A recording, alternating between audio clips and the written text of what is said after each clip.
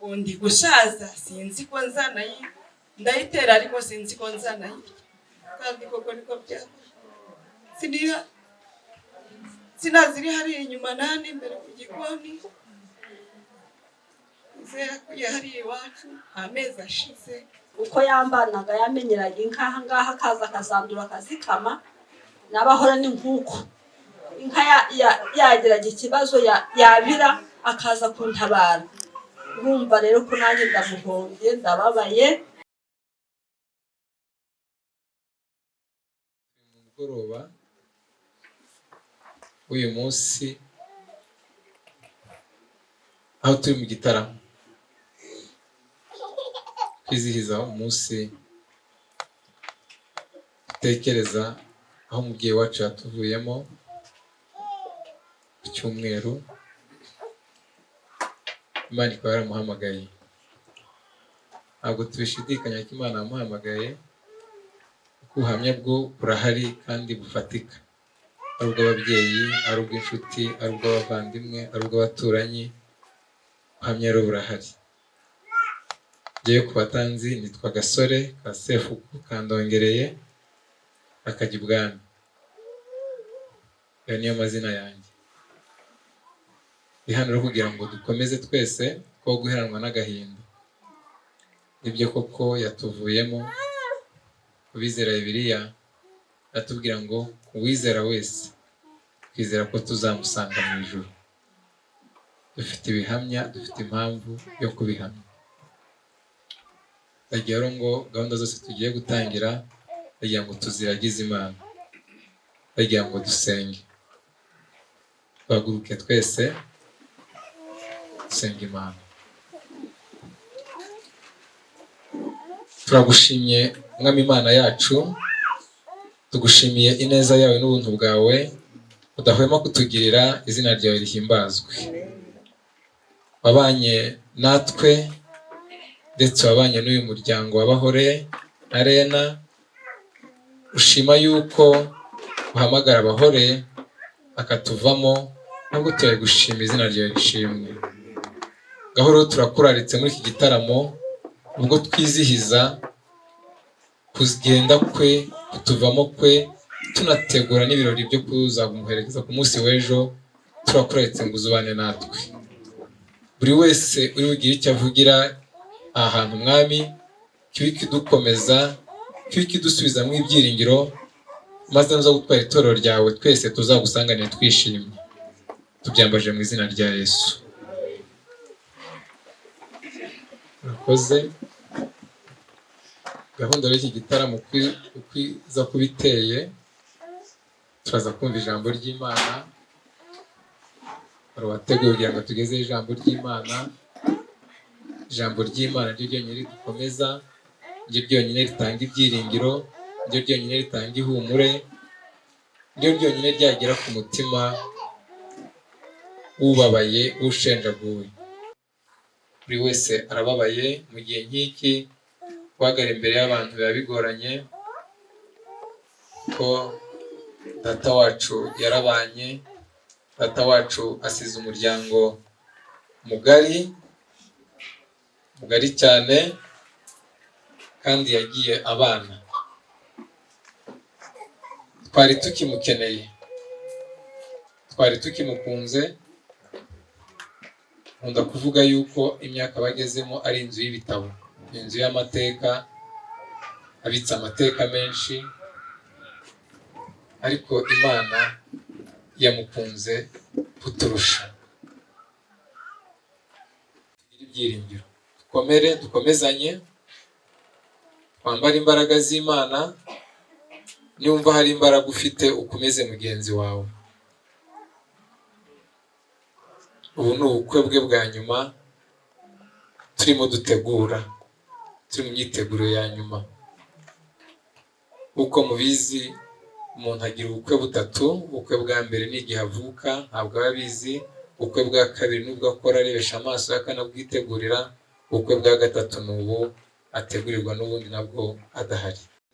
Abaturanyi bahari, inshuti zihari, kugira ngo twese dufatane umugongo, twese dukomezanye. Ufite imyaka 33. Byari biteye agahinda kubona ukuntu Mariya yakwakira iyo nkuru akanayireba. Ariko kubizera Bibiliya biratubwira ngo nta mugaragu uruta shebuja. Niba Yesu yarababajwe, natwe tuzabazwa, cyane tunibuka ko mu isi atari iwacu.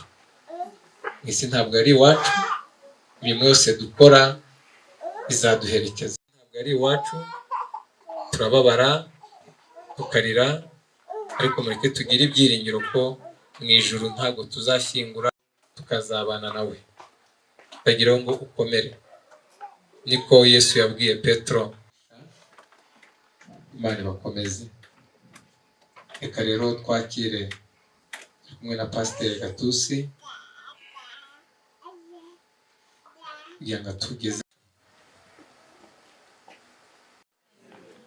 Umusana batikiriza. Mwiriwe. Njyewe banyita Sendegenze Imana. Abandi pasiteri w'itorero rya muri Kongo ryo bita Sepaki. Ari ryo byino bita ADP. Nkabandi umugabo w'umugore umwe. Ikindi uyu nyakwigendera wagiye tugire twaje twese mu birori bye, akaba ari muramu wanjye. Ngo amateka yanjye nayo, ariko tunejejwe nuko twese abavandimwe, abana be, abagira icyo bamukomaho n'abaturanyi, twese aya masaha turi hano twizihiza uyu munsi mukuru. Uyu ni umunsi mukuru mu minsi yateguwe, ni umunsi wa gatatu ariwo w'iherezo. Ariko uyu munsi w'iherezo urasharira. Uyu munsi w'iherezo abantu bagira ibibazo, ugasanga baribagiwe, bakibagirwa umunezero bagize mbere. Nzi neza yuko hano hari amatorero menshi, hari abadivantiste, hari abakatolika, hari b'uburyo bwinshi. Ariko hano hari indirimbo tugiye kumanza kuririmba, abayizi muramfasha, abatayizi murumva amagambo ari muri iyo ndirimbo. Niyo mu gitabo 35 yo gushimisha Imana. Ombe kukwegera Mana yanjye, naho twafatanya umusaraba, nagumya kwishima ajya ngusenga ndi. Ombe kukwegera Mana yanjye, ombe kukwegera se Mana yanjye, yondengera iteka ngumye ngwizere. Ewe na Satani ujungwanirira, ombe kukwegera Mana yanjye, naho natungurwa n'umwijima, hiseguriye mbaye jyenyine.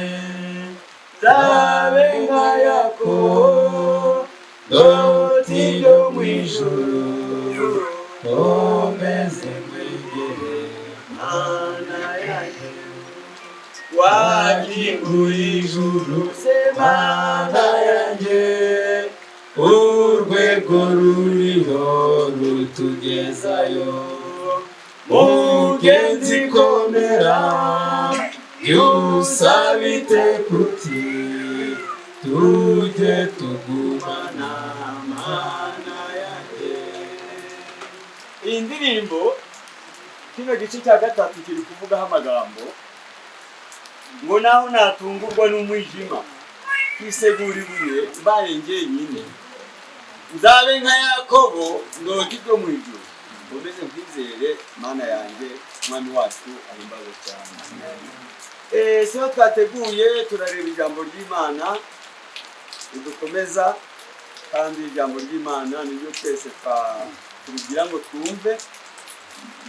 kuri busange hano mu gitabo cya Petero ya mbere igice kimwe umurongo wa mbere kugeza ku wa kabiri.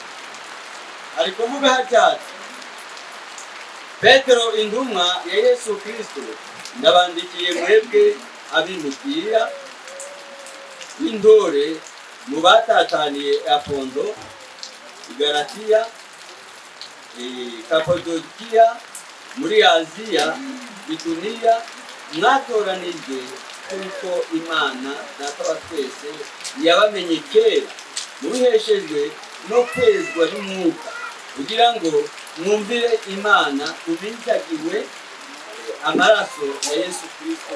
Amena. Aya magambo ni amagambo yavuzwe na Petero.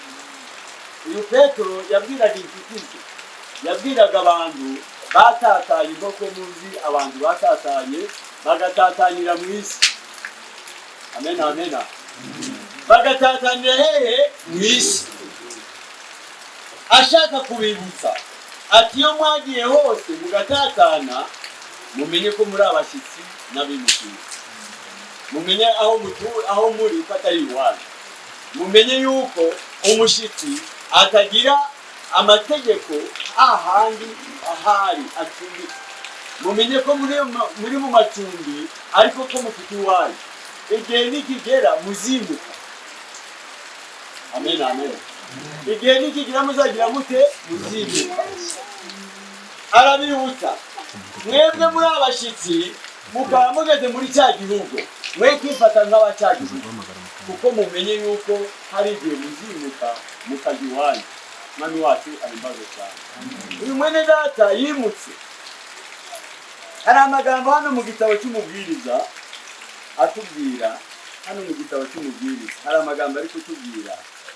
Hari ahantu abantu bagenda bagwa ntibamenye aho baguye. Iki gitabo cy'umubwiriza hari amagambo ari kutubwira ibice byaho bitatu. Ari kutubwira amagambo murongo wa mbere. Ikintu cyose kigenerwa igihe cyacu. Icyagambiriwe munsi y'ijuru cyose kigira umwanya wacu. Amena. Hari umwanya icyagambiriwe, waba uri mu bushyitsi aho waba uri hose kigira umwanya wacu. Iyo umwanya ugezeho nta gitangiye. Ijambo ry'Imana hariya mu gitabo cya Zaburi ari kutubwira ngo ubwo iminsi ye yategetse umubare w'amezi ye ukategekwa nawe ikamushyiraho urugabano rutabasha kurenga, umukuriyeho amaso abona akaruhuko. Abantu bo barabara, yamara kubyara akavuga ati umwana wanjye ndamubyaye amaze imyaka 2. Imana yamugeneye imyaka 40. Wewe ukabara uti ageze kuri 20, ageze kuri 30. Naho ukuru kubara uzamura, Imana iri gukuraho. Mwami wacu ayimbaza cyane. Niwo mubare w'Imana. Ibara iri kumanura, wowe ukabara uzamura. Niyo mpamvu udahuza n'iby'Imana. Umuntu yagere kuri wa mubare aho waba uri hose, waba uri mu nzira, waba uri mu rugendo, waba uri mu ndege, waba uri mu modoka, aho wa mubare wenereye ntabwo Imana izareba ngo uri mu rugendo. Ahubwo uwo mubare uzenereye niho uwo mubare uzashikira. Mwami wacu ahimbazo cyane. Ariko abantu bo ngo umuntu wanje wagize imyaka 30, wagize imyaka wagiye kugira mu myaka 50, kandi uri kwibesha. Imana iri kuvuga ngo asigaje umwaka umwe, asigaje amasaha, asigaje umunsi umwe. Niyo mpamvu ugubwa gitumbo ugasanga Mariya yabaye menshi, kuko uzi ko akenyutse utari uzi iminsi, utari uzi n'umubare w'Imana. Mwami wacu ahimbaza cyane. Niyo mpamvu aho turi abashyitsi, buri muntu wese amenye ko ari umushyitsi.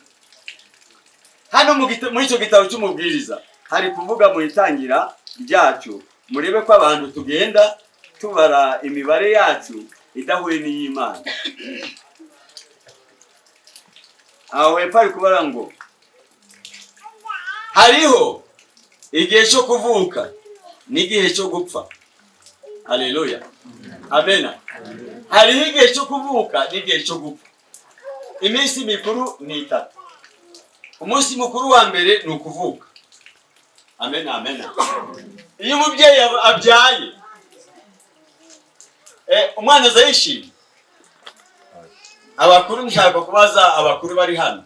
Umwana azayishima. Cyane umwana akunda kuza ari kuri. Ikimuriza ni igiki? Aje munsi y'ibibazo, aje munsi y'ibigeragezo, aje munsi y'intambara, aje munsi y'akaga. Niyo mpamvu asohoka ari kurira, ariko bahari ngo mama we barabyaye, ugasanga barishimye ngo barabyaye, ariko we aje munsi y'akaga. Niyo mpamvu asohoka ari kurira. Rukumva ko umubare w'abana b'abantu, kuko turi abantu tutari Imana, umubare wacu usa n'uw'abantu. Mwami wacu ahimbazo cyane. Tuje ku munsi mukuru wa kabiri. Umunsi wa kabiri, umunsi mukuru aho niho abantu benshi bagwa. Umunsi mukuru wo gushingirwa, abantu bose barishima. Amen, amen. Na nyiri gushingirwa agira ate? Arishima. Umugeni n'umugabo barishima. Bose uwo munezero niwo udukoraho. Mu isi tukagumana uwo munezero. Turi munsi tukibagirwa yuko turabashitsi. Ubu ndakubwiza mukuri, buno twese dufite agahinda. Ariko reka ejo bundi tuzatahe dutandukanye. Umwana w'umuntu yibagirwa vuba. Jina la Bwana libarikiwe sana. Abana b'abantu bameze nk'ihene. Ihene bakayizana ngo bagiye kwibaga, ikazi gahekeye. Umuzane ka gahene kakazo. Kari guhekeye. Muje guca amakoma yo kukabaga. Kagahekeye. Ni mucyazi ibisu. Ibisu bakabicyaza. Kari kureba, kari guhekenya ntacyo kitaye. N'umwana w'umuntu niko ameze. Ntabwo twibuka yuko inose turimo atari yacu. Turi hahandi w'umunsi mukuru wa kabiri. Umunezero. Buri muntu wese anezejwe n'isi. Buri muntu wese ari mu isi ari gushakisha. Ari gushaka imibereho. Yamaze kwibagirwa kera ko turi abashyitsi. Mwami wacu ahimbazo cyane. Abantu benshi bamaze kwirara, bibagirwa ko ari abashyitsi. Bibagirwa yuko igihe nikigera. Hariya mu mubwiriza hari amagambo ari kutubwira ngo uko inyoni igwa mu mutego, ifi yabiri mu nyanja nimo yihorera mu mazi iri kwiyogera. Haleluya. Amena. Ikibuka yaguye mu ncunda. Nguko niko n'umuntu agubwa gitumo atiteguye. Ngo umenye naho uri, umenye ko ijambo ry'ubushyitsi byanga biboneka bikunda uzataha ukazi wawe. Byanga bibura, abantu bazi yuko uyu munezero bazawuheza, ariko uyu munezero ntabwo tuzawuheza. Menye yuko niba uri muri uno mwanya wo muri inosi, igihe cy'umunsi mukuru wa kabiri, abantu basezerana, abantu bishimye, abantu babona bibagirwa ko ari nta kibi kizabaho, ariko itariki zawe nizigera, wewe uri kubarutinda ejo, uri kubarutinza ejo nzakora kino na kino, ariko utazi ku itariki zawe, wewe uri kubara ngo nsigaje imyaka 10. Imana iri kuvuga iti mu myaka 10 yari afite hamaze kuva avuye 9 hasigaye umwaka umwe. Mwami wacu ahimbaza cyane. Amen. Aha ngaha abantu turahagera tukahagwa, ariko byari amen, amen. Igihe nikigera byanga bikunda, wemera wanga tuzataha. Aiza yangizenerera mu mwakumva ngo no mu rutare nagezemo bansinzemo ngo mana yanjye mu cyanzi twavuganye bya jambo mu gihe ari kuvuga bya jambo, aho umunsi ugomba kwenerera niho ugomba kurangira. Mwami wacu ahimbazo cyane. Icyo ndikuguhumuriza ndikukubwira ngo reka gutekereza uyu Yesu baramukurikira bamujanye, yaragiye kugira itera, bari bamujanye kumugira. Bari bagiye kumukiza cyangwa no kumwica. Ababyeyi baramukurikira ngo yewe baramujyanye, umwami wacu baramujyanye. Arakebuka arabwira ngo ya mwe kundirira mwiririre n'urubyaro rwanyu n'ibyaha byanyu. Jina la Bwana libarikiwe. Sekuririra bofu ngo ariyo dushira amaso, ahubwo buri muntu yitekerezeho ngo mbese nanjye uyu munsi nugera ko ntawuzi. Hari ubwo imyaka yanjye navugaga nkanjye wenda nkavuga ngomba gupfa ngo yarashaje. Haleluya. Uyisi mukuru wera mutambutseho nuko umubare uwe n'uri itarihu jina la Bwana libarikiwe sana. Hari nakandi gakecu kari hano nuko katageze hano yapfuye agatambutseho. Umubare wawe nugera wawe undi Imana yakwandikiye wa mubare Imana yanditse ikagenda ikuraho rimwe nawe ukongeraho rimwe igakuraho rimwe. Jina la Bwana libarikiwe sana. Nukuvuga ngo umubare Imana yanditse iri kugenda ipunguza nawe ukongera. Mwana wanje afite imyaka 20 ngiye kumusabira kandi Imana iri kuvuga ati umwaka wa 21 ni umwishe ndamujyana wowe ukagenda ubara gusa. Oya twe kubara ahubwo icyo twamenya tumenye ko duhora twiteguye kuko turabe abanone tutarabe igihe. Mami wacu ayimbazo cyane turabashitsi umushitsi yageze mu gihugu. Amen amen. Uzimo buno naje gukora ikintu ndi hano mu Rwanda. Narambutse nigeze kujya hakurya mu Rwanda iriya mu kambi ngenda ngiye gusuhuza ngezeyo bya bibazo biraho. Amen. Naravuze ndi ngiye kugenda Mana yanjye ibibazo nibiza kubera hano mu Rwanda ndi umushitsi bakamfata ndaza kuvuga ngo baraza kuvuga ngo politike n'uyu munyekongo wayiza bitewe nuko ndi umushitsi barambye ngo kuzajana n'abandi ejo ndabwira ngo no nje nagiye bwije mushiki wanje ari kurira ngo ngiye gupfa. Ndavuga nti aho kugira ngo nzafatwe ntafite ikisobanuro kuko ndi umushitsi reka ngende Imana niyo yanyandike gupfa nzapfa. Mami wacu ari mbonesha byatewe n'iki ko kwihuta kwatewe nuko ndi umushitsi.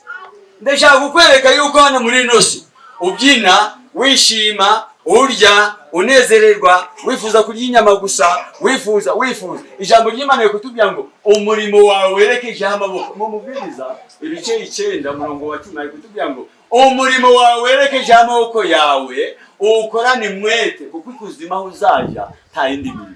Jina la Bwana libarikiwe sana. No kuvuga nta yindi mirimo inyuguti zaba yabaye me. Uri umushitsi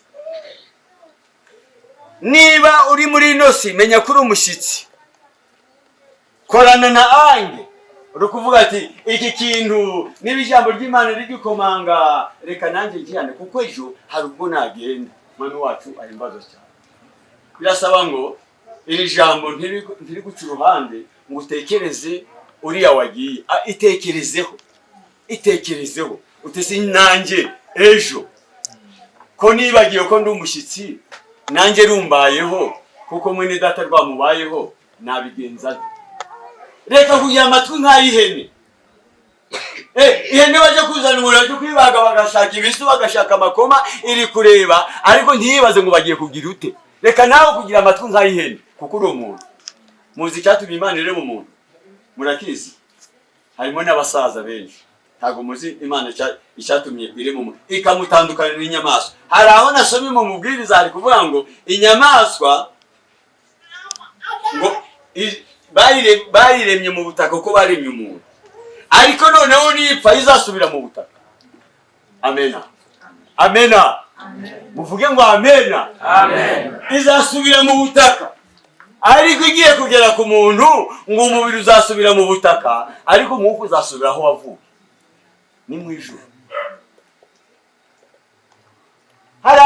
Undi watwigishije aravuga ati burya umubyeyi aje kubyara umwana agatinda kurira yatinda kurira ababyeyi bakirukana kera bazanaga udusuka bagakomanga po umwana karira kumbe bo bakabona yuko twadusuka ariko dutumye umwana arira. Oya Imana ire mu muntu umwuka ija kuwushyiramo nyuma yamaze kumurema. Niyo mpamvu akana gatinda kukurira wowe kavuga ngo nuko ngo kariza yuko wakubise ifuni. Oya funi yawe simaziki funi yawe igera mu wunika mubyutsa yabibyutsa umuntu ntiyabyutsa n'uwapfuye ngo n'ubwenge buke ahubwo Imana ishyiramo umwuka wayo. Ijambo ry'Imana rikutubwira ngo umwuka w'inyamaswa uzajya mu butaka kuko umubiri wavuye mu gitaka nawe uzajya mu gitaka ariko umwuka w'umuntu kuko wavuye ku Mana uzasubira hehe ku Mana yawutanze. mwami wacu ahimbaze cyane. Kandi umuntu ni umwuka. Uwo mwuka wawe ushaka kwibagirwa kuri umushyitsi, ukabona ibyishimo hano ukishima ukanezererwa, ariko ukibagirwa yuko hari igihe uzatungurwa utiteguye, uzatungurwa utabizi, waba uryamye ugapfa. Abasaza bakuze hari igihe umuntu aryama ari muzima, baje kumva ku maguru runaka yapfuye, ngo mama we, ngo cyangwa se ngo ntiyaryamye ari muzima. Ese icyo gihe haba hari icyo yarazi? yaba yariteguye? Oya, igihe utazi wewe uri kubara umubare wawe, ariko Imana iri kubara umubare wayo utandukanye n'umwana w'umuntu. Mwami wacu ahimbaze cyane. Imana yaremye umuntu, imuha ubwenge, imutandukanya n'inyamaswa, kugira ngo umwana w'umuntu amenye imirimo yayo yakoze. Namara kumenya imirimo yayo yakoze, azayihimbaza, ayitegereze mu gihe cyo akiriho. Mwami wacu ahimbaze cyane. Ayitegereze. Ukagira ahantu kukarema, ugatangira kukibaza, ugatangira ngo ariko nguriya nawe, ukagira ku mukene, ugatangira nguriya nawe. Nyamara wajya kumva, ukumva umwana niwe upfuye. Iminsi ye Imana yamuhaye irageze. Ntabwo Imana igubwa gitumo. Amena, amena, amena. Umuntu igubwa gitumo, ariko Imana ntabwo izitunga. Ni ukuvuga umugambi wayo uhora wuzuye. Iyo igihe kigeze aho wuzuriye nawe wikorera, ntabwo wibaza ngo uriya nta na rimwe. Ubu ngubu najya kuryama, ntabwo yakwibaza ngo uriya ni umukozi wanjye. Najya kuryama, itariki yanjye yawe yuzuye, ukumva ngo mu gitondo ngo rwarangiye. Birasaba rero menya kuri umushyitsi hano muri byose, unezerwe, wishime. Ndi mubwize kuvuga ngo nta kindi kikwiriye umwana w'umuntu ngo ni ukurya no kunywa no kunezerwa. Lakini jifurahishe na uyuwe ya kwamba kuko siku moja hari umunsi uzaja kuva mu mubiri utakibuka n'ibyo wari. Mwami wacu ahimbaze cyane. Twari turi ku munsi wa kabiri w'ibyishimo, umunsi wa gatatu. Uyu munsi wa gatatu niho rusingingana. Uyu munsi wa gatatu njyewe uyu munsi ngiye gupfa. Nakundaga kayoga, iwacu cyakora njyewe nkundaga kawa. Amena, amena. Nkundaga kawa. Nakundaga kawa, ariko maze kurwara umunsi ngiye kugera banzanira kawa ngo oya kabisa. Bakazana amata umututsi atunzwe n'amata, ashaka amata. Bamuzanira amata bagashyira ku munwa ngo oya. Agatangira kwanga icyo yagira gate. Uyu munsi ni usanga ushaririye. Uyu munsi wa nyuma, uwa mbere washaririye umwana uri kuvuka, ariwe nyirawo. Amena, amena. Ababyeyi bakishima kuko batari bene byo. Uyu munsi wa kabiri baranezerwa bose, ababyeyi bakanezerwa, n'abana bakanezererwa, kuko ni wa munsi wo gusezerana, wa munsi w'ubukwe. Ariko uyu munsi wa gatatu, tansi, umunsi wa gatatu usharirira bose. Yaba nyirawo uramusharirira, yaba bamukomaho urabasharirira. Amena, amena. Iyo hageze bagasanga bari kumuha ibintu, bakakaganyira iminwa, bagasukamo, buri muntu wese ahava yishimye. Hona amadolari 10 ntibishoboka, ahubwo no kumusaka n'utwaragize ate n'utwara egari kongye. Birasaba ngo tegura hakiri kare, umenye ko umushyitsi nta kizajyana. Bibiri kutubwira ngo wavuye mu nda ya nyoko wambaye ubusa, no gusubira no kuzasubira. Ariko nta n'amadolari 10 ndumushire wakiramo ofunda kure. Abo ndera kugura agacupa kimwe ngewe kandi nafashe urugero. Menye rero yuko ikiranura yakirikare, kuko nawe uzaguherekeza. Korana umwete. Niba uri umurozi roga cyane, niba uzasambana cyane, kuko numara gupfa nta kundi gusambana. Niba uri kwiba cyane, niba uri no gusinda cyane, inywa inzoga zigere hano, ugenda bakuranda si ugende cyane. kuko nyuma yo gupfa nta kundi gusoma ku nzu mukuri urwaye akaburendi bakuzaniraga akabyeri ukavuga uti no oya mushiriyo hirya kuko uri kwimuka wawe uzagera ejo cyo ndakukubwira no kugira ngo utegure hakiri kare kuko twese turabashitsi nta mukonde uri hano kuri isi umukonde ashira urutoke hejuru waba ari umukonde nashira urutoke ati njyewe mwami wacu ari mu cyane ndashaka kugira ngo wibuke ukora imirimo muri nosi unezerwe muri nosi ariko umenye yuko iki gihe uyu mwanya tuba tugezemo ni umwanya wo gusharirira buri muntu wese uri kugenda uri kwimuka arashaririwe n'abaturage asize barashaririwe bene nyina asize barashaririwe umuryango asize bose nta n'umwe unezerewe kuko ari kwimuka nawe ejo uzimuka byari byiza mumenye yuko uri umushyitsi nanjye menye ko ndi umushyitsi maze dufatanye kwitegura kugira ngo uwo munsi nugera twese tuzimuke tunezerewe tuzi ko tubatse iyo turi kuza mu nzu twagiye gutegurirwa mwami wacu ari mvuze cyane Yesu Kristo. Mana yacu, Mana nziza, Mana y'ukuri kandi Mana iriho, Mana wahozeho kandi uzahoraho iteka n'iteka. Waremye umwana w'umuntu umushyira kuri ino isi y'ibibazo, isi y'ibigeragezo kandi wari ubizi mwana. Nibuka amagambo yavuze Satani akimara kumanuka ku isi waravuze ngo abo mu isi bagushishano. Iyo shano Satani yamanutse wari uzi yuko ari Satani, wari uzi ko afite imbaraga ariko ntiwadutabara. Mana yacu, Mana nziza, na niyo mpamvu urupfu rwageze ku bantu rugira ku bakoze ibyaha rugeze nyuma rutwara n'abatarakoze ibyaha. Mwami Yesu, iha buri muntu wese kumenye yuko gupfa suko kugenda suko umuntu aba yakoze icyaha ngo wenda umuntu azirinde, yirinde kwiba, yirinde kuroga, yirinde gusambana, ahubwo ni rwa rupfu rugera kuri buri muntu uwo ari we wese. Niba rugera ku muntu uwo ari we wese, iha buri muntu wese ngo yitegure. Mwami Yesu, abe maso ategereje igihe cye nikigera, Mana aje kwimuka kuva mu buri nosi yamenye ko ari umushyitsi, azatandukane nayo afite ahagiye kandi afite azagusanga n'ibihembo azahemberwa ibyo yakoze. Buri muntu wese kwisuzuma maze ugiye kuzaza bidatinze uzasanga twese tukwitegura mu izina rya Yesu Kristo. Amen. Nakuze pastor ijambo ry'Imana tuganirije cyiza duhumuriza ridukomeza.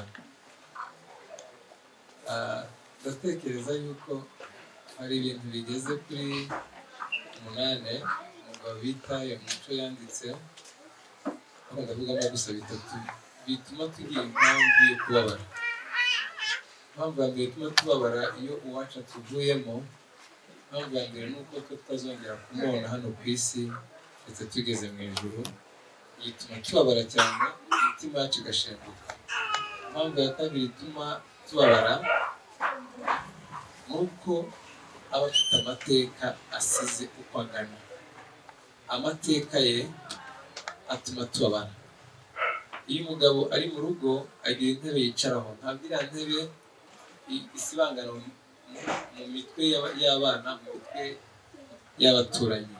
Iyo umugabo ari mu rugo agiye gusura ahantu hageze ejo bundi yagusura hariya mu bantu kabagapfuye, ariko bakambwira ngo umuzeye yajyaga ahora abasura igihe cyose, ntabwo bashobora kumwibagirwa. Iyo ni impamvu ya kabiri ituma tubabara. Impamvu ya gatatu ituma tubabara n'ibyo asize n'abasize. Iyo umubyeyi avuye mu rugo n'imenya kuta kudahari n'itungo rimenyeretse n'abandi, bituma rero tubabara cyane tukagira agahinda. Nibyo iyo Mico yanditse, aje arayitwongerera iyo tugira muri za 80, 100 ndetse no kurenga. Turashimira Yesu ko ari icyomoro cy'ubuzima bwacu. Pastor Imana iguhe umugisha kubw'ijambo ryiza tuganirije. Ndagira ngo yabivuzeho buri wese mu kwitekerezaho, ukavuga ko byasa kose nanjye ni umugenzi nkwiye gutegura ubuzima bwanjye ngihumeka aho nzajya uko bizamera. Abantu benshi twiga ijambo ry'Imana aravuga ati atunze urutoki ku nzoga. Ntabwo ari inzoga gusa, no kugira urukundo, ukagira urukundo, ukagira ubuzima, ukabana n'abandi, ugategura ubuzima bwawe bwose ugihumeka, kugira ngo ugatekereza ngo ubuhamya bwawe buzamera bute. Mwiza, ni umusaza mwiza kandi yari azi kubana, kandi twese yadufataga kimwe.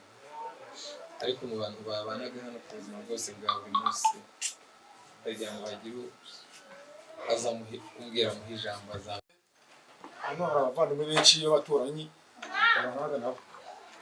Hano hari Bofu, Nzage, hari n'abandi bose nabo basaza. Nubwo batanze kuvuga ariko mwari kuvuga nawe ndabizi. Abicaye hano bashamba bose babanaga n'umusaza. Hari ku gasoko nahageze kare. Sinzibira ngiye gushakayo. Inkuru yose yabayeho ngo wa musaza wacu aragiraga inka, watwaraga inkone gutya ngo nguri impanuka ngo nangwa niki. Abaturanyi sinzi ikibazo wenda harimo n'abataragira ngaha, ariko uriya musaza hano ku gasoko umenyereho barabimenye uyu munsi habesha mbe sinzi hano ntabwo babimenye n'abaturanyi ba hano hafi. Uyu munsi no bamenye inkuru yuko muzehe yavuye mu muntu, bagiye bimbaza bamwe ngo muzehe waho ndiko batwaraga inkoni ndende ngo ngureshe icya waragiye ikaba. Rero mu by'ukuri urupfu rwa mwere mama rwatunguranye n'abaturanyi ntibanabizi benshi, ariko Bahore hano yaba ku gasoko hano aba baturage bose yabanaga nabo neza. Simbizi wenda njewe simutaka nka mwene mama, ariko abandi barabivuga. Ariko nje yarambere umubyeyi, yari umubyeyi wanje, yacungaga mama, yacungira gitungo, mbuze data bakabiri. Ushize nabuze umusaza ko utivumbura hano ari wamberaga ku mutungo hano ari data wacu. None ngiye kubona mwene mama byukuri Imana izamwakira. Kabikibuye reka Karongi. Birashoboka yuko uri kuvuga yabonye hano yarahabaye igihe gike cyane. Niyo mpamvu uri kubona abantu benshi batari kwirekura. Yarahabaye igihe kitarenze umwaka. So jewe uyu musaza ni data we, jede ndifura ye nije tozo kuvuga ifura ke nahagize amaso. Reka mbabwire amateka y'umusaza jewe nashinga ubwo mu 2000. Mu 2000 niho nashingiwe, icyo gihe cyari igihe gikomeye cyane. Uko mubona mwicaye hano ntago karwasa bahishiraga kino gihe.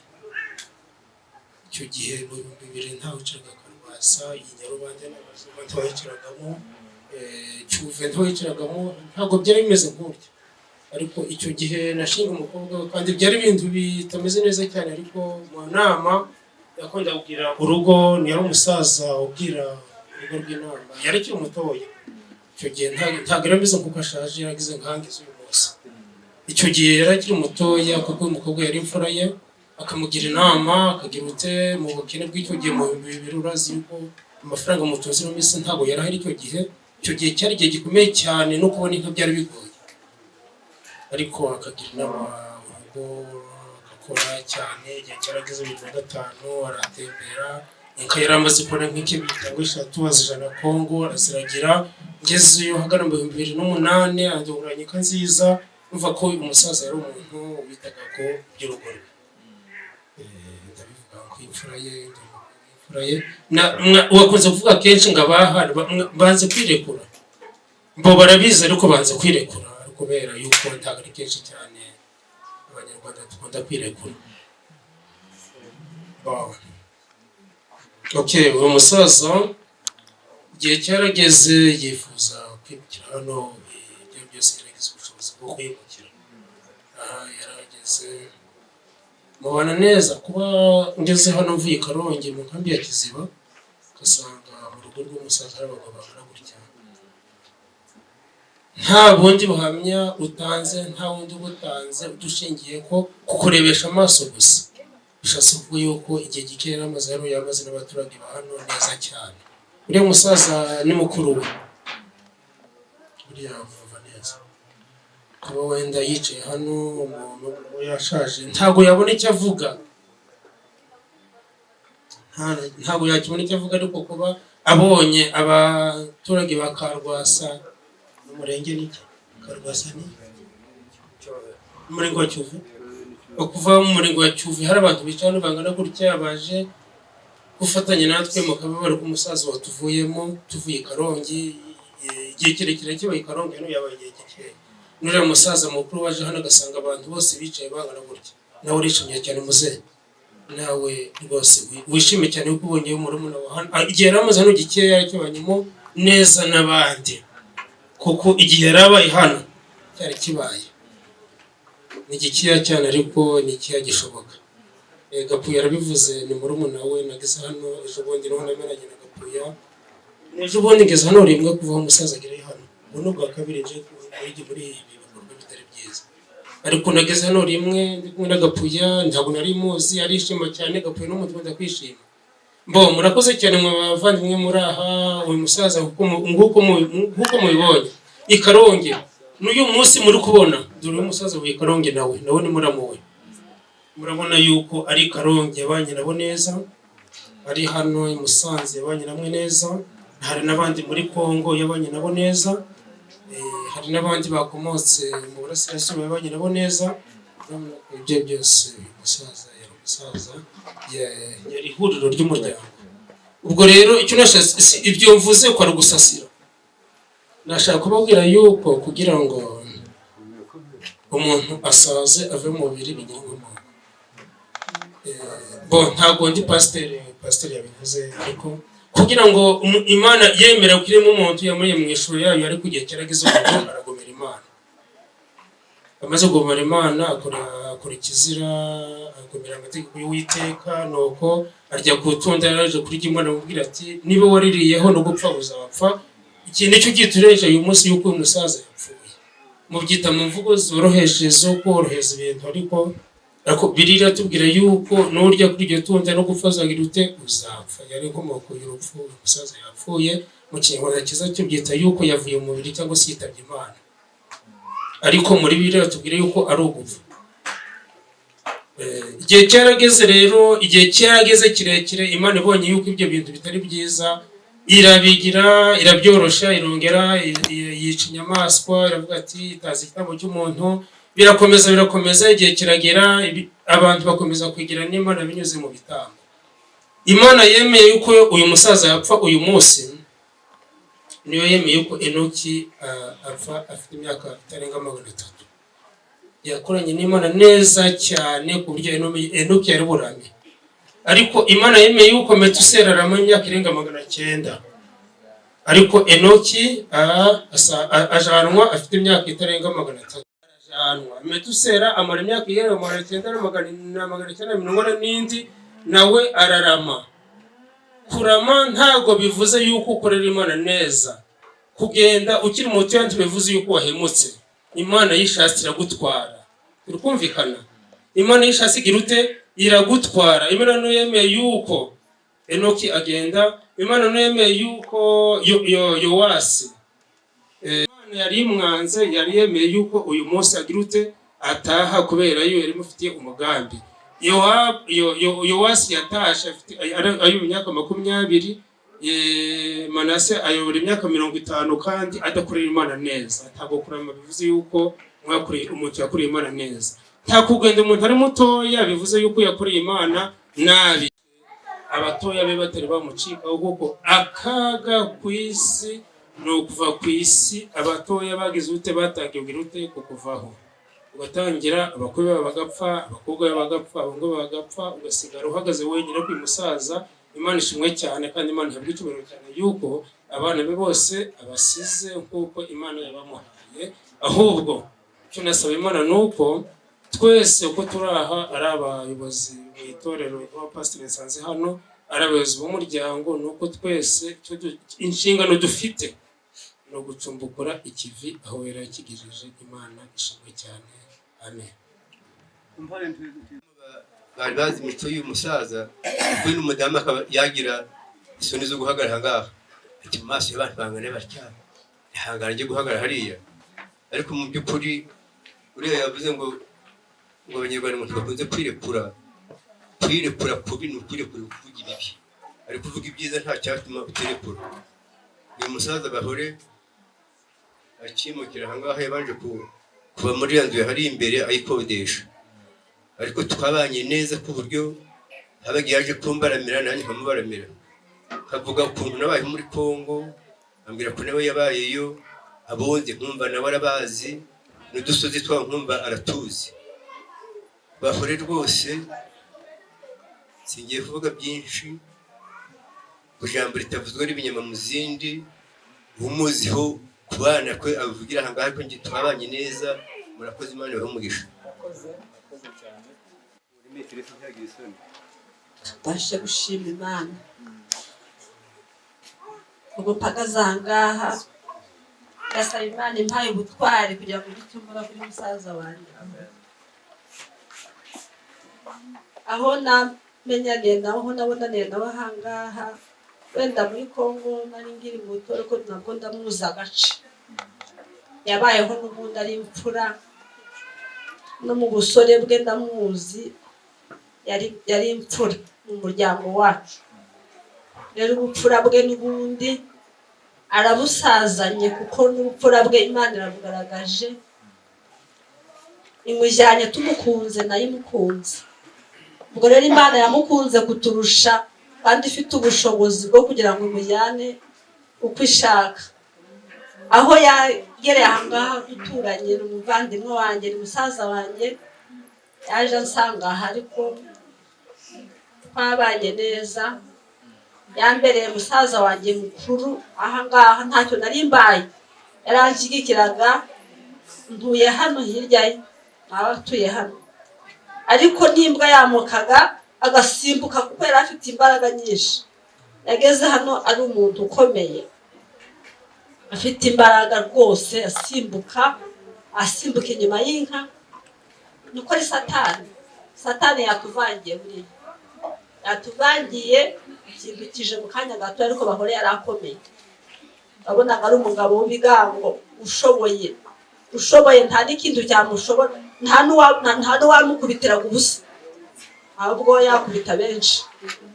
Rero nanjye ndababaye cyane, ntabwo nagize umugisha wo kugira bene wacu ahangaha b'imfura. Nari mfite undi w'imfura nawe, se wa Bedi, nawe yaraje. Sinagize umugisha wo kubana nawe, uko yambanaga yamenyeraga inka ahangaha, akaza akazandura akazikama. N'Abahora ni nk'uko inka yagiraga ikibazo yabira akaza kuntabara. Urumva rero ko nanjye ndamuhombye, ndababaye, kandi nta nubwo namwibagirwa. N'ubu ngubu ntabwo nabyakira, ntabwo nashobora kubyakira, ariko Imana izambashije kubyakira, kuko sinjye ubabaye jyenyine, umuryango twese turahombye. Umenye ko duhombye, nubwo Imana yamukunze ariko turahombye. Reka rero dusabire n'abandi bose batabashije guhagarara ahangaha, nta wabura icyo avuga. Nuko nta n'uwanabishobora no guhagarara ahangaha nabyo ni ubutwari, ariko nutabashije guhagarara ahangaha ntabwo abuze icyo avuga kuri Bahore. Reka rero mbasabire nabo babashe kumusengera. Imana nibishaka uko yamugennye, wenda tuzahurirayo mu bwami bwo mu ijuru. Namwe kandi mwaje ahangaha mwese muri iki gitaramo, Imana ibashe kubakomeza, kandi mwanakoze uza kudutabara kuri uru rugamba. Mugize neza, asoenda mikoro yabo. Nanjye ni umuvandimwe, batuye ibirambizo, bari hirya za Bishusha, ariko ageze hano ndamumenya. Arangije arambwira ati, umugabo wawe ariye ko nabonye insina, ashaka insina y'inyarwanda, ngashaka n'insina y'ikinyamuru. Amubwira nti, umugabo wanjye ariko kazi, ariko insina ntabwo wayibura, ikibazo ni uko udashobora kuyikura njyewe. Arangije ndamubwira nti, genda nshaka umusore uri wimukurire. Nawe arambwira ngo nta mwanya afite. Umugabo wanjye aza kuza, ndamubwira nti, insina uzaza uhereze Muyomba kwa Mugarukira insina, ariko ndi gusaza, sinzi ko ndayitera ariko sinzi ko nzanayirya kandi koko niko byabaye. Sinaziri hari inyuma nani imbere mu gikoni yakuye hari iwacu amezi ashize, niyo Imana izamwiruko ridashira. Umubyeyi ku bandi, inshuti ku bandi nanone, ariko nubwo tubabaye hari ijambo ry'Imana ritubwira ko tugomba guhumura. Muhumure, Yesu yatsinze iki? Yatsinze urupfu. Hari aho tuzajya tukahaba, tutongera kurira, tutongera kubabara, tutongera gupfusha, tutongera kurwara. Aho hantu twese tuharanire kuzaba. Ibyo ari byo bibyiringiro byacu. Niyo mpamvu niyo dutanga ubuhamya tumva kumva dukomeye. Amagambo yavuzwe aha ngaha ni menshi, abapasitori bayavuze, nibyo koko turababara kuko turi kuri isi, ariko hari aho tuzaba tutazongera kubabara. Aho rero uriya yarangije ake, ariko twe dufite ibibazo. Mureke rero dukomere. Umuryango wa Ndongereye uri aha ngaha, umuryango wabo kwa Bagari bari aha ngaha, mukomere mwumve ko hari aho tuzongera kuba ndetse tugahura nabo twabuze. Inshuti zabo, abavandimwe, nabo mukomere. Bose ndabakomeza kuko turi aha ngaha. Bahore ni umubyeyi wanjye, nanjye ubwanjye karanyaruka kakaza kuko ari ngombwa. Wibuke ko Yesu nawe ari ku musaraba yaravuze ati umubiri ufite imbaraga nkeya, nubwo umutima ugenza ute ukunze. Umutima wari ukunze kuko yaraje gusohoza misiyo yamuze kugira ngo nafashe icyemezo ngiye kujya muri Kongo, ngiye kujya mu Marangara. Kanyamibwa arahazi. Niyo mbaraza arandeba bati wambaga we ucitse urupfu rw'ejo bundi wongeye kwishira urundi. Ati urabivuze? Ubwo bivuze rero burya singigiye niba arya, kandi koko hadashize iminsi bararya. Nanjye bari kurya icyo gihe, ariko mvuga ko kuba ansize ni umugisha afite, kuko mba naragiye imbere y'agasigara afite agahinda, none akaba anapfanye kandi. Rero Muyomba yangiriye inama amfasha kurera abana Nyiragashunguru na Karasira basize, niwe wabimfashijemo. Tuma bashiki banjye aribo barumuna banjye, niwe wangiriye inama, tuma mbona uko mbafasha kugira ngo babeho baba abantu nk'ubu. Ko nari muto, nari byaye kabiri, urumva ko nta bushobozi nari mfite, ntabwo nari mfite ibitekerezo bihambaye byo kuvuga ngo abana Karasira asize na Nyiragashunguru mushiki we ngomba rero bazamuke. Urumva ko birafureka Nyamibwa. Ariko kuko yari ahari, iyo babonaga rimwe na rimwe n'ababangamiye nka musaza wabo bajyayo bakaza nawe yabagira inama, bakaza bumva. Nyamara musaza wanjye niba nabakubise kuko njye nari mfite n'imbaraga, kimureka bakubite kuko hari ibyo yabonye mutari kwemeranya. Bakumva ko ndi kubakubita kuko nta umubyeyi wabo wabyaye, ariko baza kurira bagasanga nyina aracyahari, ari wende Bahore. None rero Muyomba turamubuze, ariko ntabwo tumubuze kuko asize abandi, asize abana aribo babyara banjye, barumuna banjye bose barimo, ndetse asize n'umubyeyi Mama Shabizi, ari we njya nkunda kwita izina ngo ni nyina wa Muyomba. Njye ngenda nkamubwira ampereza amata kandi mbe n'ikijumba nsomere mbone njye ku ishuri, abihakura. Sinatinyaga kwinjira aho baryamye. Nyiragatete yari ahari, ariwe mfura ye, aho ugiye nkabarusha imyaka, nkagira imbaraga, nkagenda bajya gusanga basanga nanyoye amata kandi nkajya ku ishuri. Umunsi umwe ducyuye inka, twari twaziragiye aho bita muri Busheri, ngira ngo murayizi Busheri. Noneho ncyuye inka zicyura aribyo zirongoye za Muyomba, zigera umukecuru umwe numvaga zirongoye nkabona muyomba ari hariya, numvaga ko nta uri bukore ku nka, nta n'uri buvuge. Zigera ku mubyeyi, hari umubyeyi wari ufite ikibazo, afite abana barwaye intimbo, azamwe inka yitwa Rusingiza ndekwe, ibigezemo zijya gukandagira kuri abo bantu, nijya wari wirongoye ndabyibuka. Noneho ko baba bari kurira bakandagiye, yewe nkiyumva nta kibazo nkishima. Muyomba araza arambwira ngo si uko baragira inka, ntabwo inka ziragirwa mu bantu. Nubwo ufata inka ngo ugende uzinyuza aho abantu bari, ahubwo urazimira ntizigire uwo zica naho zihutaza. Muyomba ndamukunda, ikindi mukundira nuko n'umurima n'ubu navuga mfite data yansigiye, mvuga ko ari inkomoko nakuye kuri marume. Ayo ni amateka mbabwira, kuko ni inka yahaye data Karasira aya mushikiwe.